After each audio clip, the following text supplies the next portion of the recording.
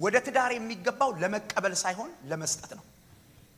ደግሜ ልንገራችሁ ስሙኝ። ወደ ትዳር የሚገባው ለመቀበል ሳይሆን ለመስጠት ነው።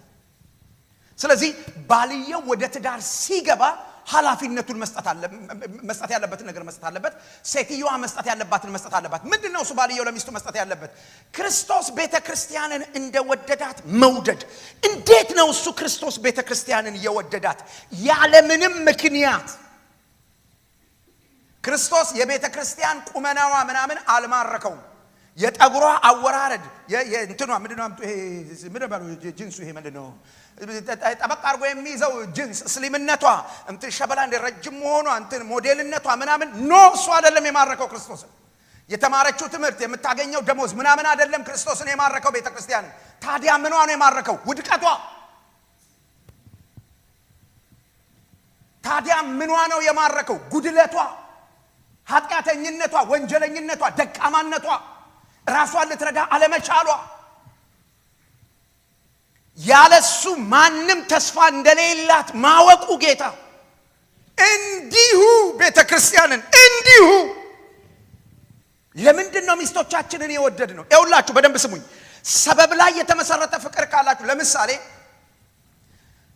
መልኳ ከሆነ ጎትቶ ያስገባት ዳር ውስጥ ሁለተኛው ልጅ ስትወልድ ሴትዮዋ ሰብሰብ ማለት ትጀምራለች። ቦርጫም ጨመር ማለት ይጀምራል ምናምን በቃ ያ ይጠፋባል። የዛ ጊዜ በቃ ትናደዳል። ምን እዚህ ምናምን ማለት ትጀምራል።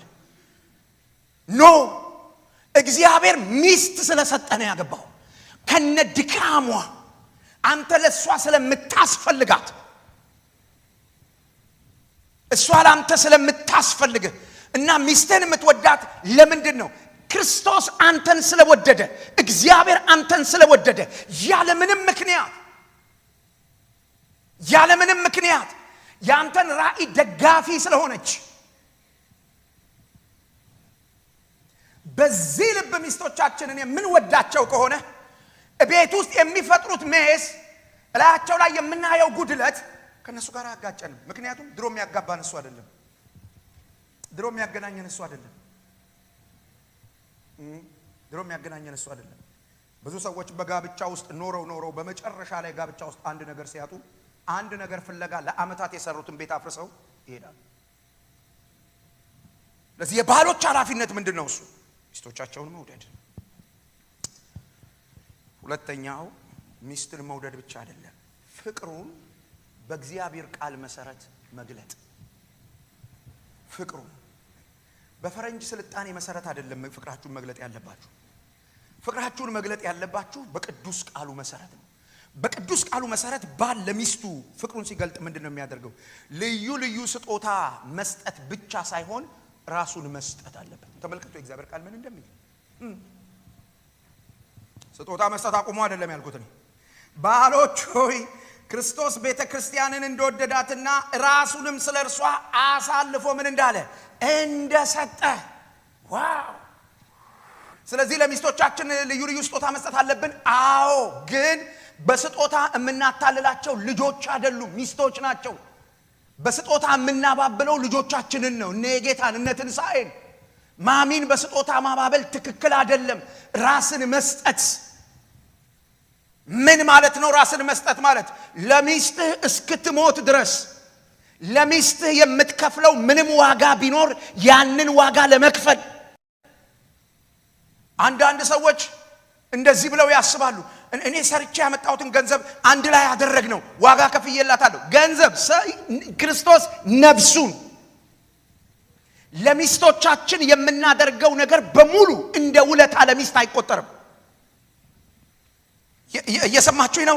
ለሚስቶቻችን ባሎች በደንብ ስሙኝ። ለሚስቶቻችን የምናደርገው ብንሞትላቸው እንኳን በሷ ምትክ ብንሰዋ ቢገሉን እንኳን ፌበር አይደለም። that's our responsibility ከጌታ የተቀበልነው። በዚህ መልክ ነው ፍቅራችንን የምንገልጠው እንጂ የሁለት ብር አበባ ገዝተን I love you በሚል እንግሊዘኛ ቃል አይደለም።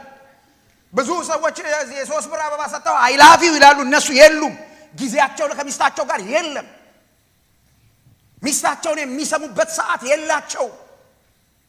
እቺ ሴትዮ ምን ተሰምቷታል? ምን ፔን አላት? እንዴት ነው እሱ ምን ታስባለች? የላቸውም ጊዜ። አብረዋት እንኳን የሚበሉበት ጊዜ የላቸውም። አንዳንድ ባሎች በጣም ጨካኞች ናቸው። ጓደኛቸውን ሲያገኙት እዚህ ካፌቴሪያ ተባብረው ይገቡና ጥስቅ አርገው በቃ ያገሳ ይገባል ማታ ቤት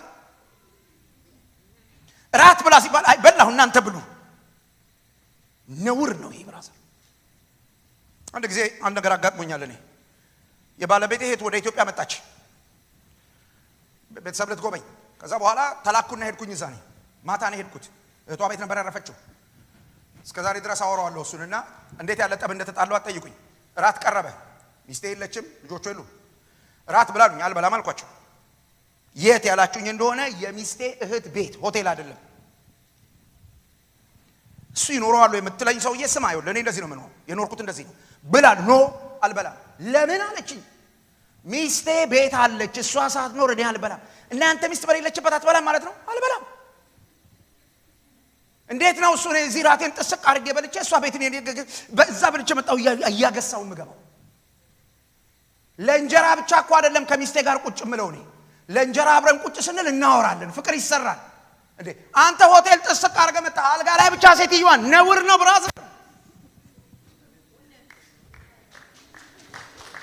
አብራችሁ ቁጭ በሉና ብሉ ጊዜ ስጣት ራስን ስትሰጥ ጊዜን ትሰጣለህ ጊዜ ከሁለት ብር አበባ ይበልጣል ምን ሆነሻል ፊትሽ ተቆራል እስቲ እንነጋገር ምንድነው እሱ ማለት አለብህ ደሞ ጀመራት ምናምን ደሞ ተነሳባት ምናምን አይባልም በአንተ ምክንያት ነው የጀመራት ዛሬ ጥግ ድረስ ነው የምንነጋገረው ብራዘር በአንተ ምክንያት ነው የጀመራት አንተን አግብታ የስኳር በሽተኛ መሆን የለባትም አንተን አግብታ የደም ግፊት በሽተኛ መሆን የለባትም ራስህን ስጥ ክርስቶስ ለቤተ ክርስቲያን ራሱን እንደሰጠ እስከ ሞት ድረስ ጊዜ የለኝም ካንቺ ጋር ማጠፋው ምናምን አረ ብራዘር እንዴ አይባልም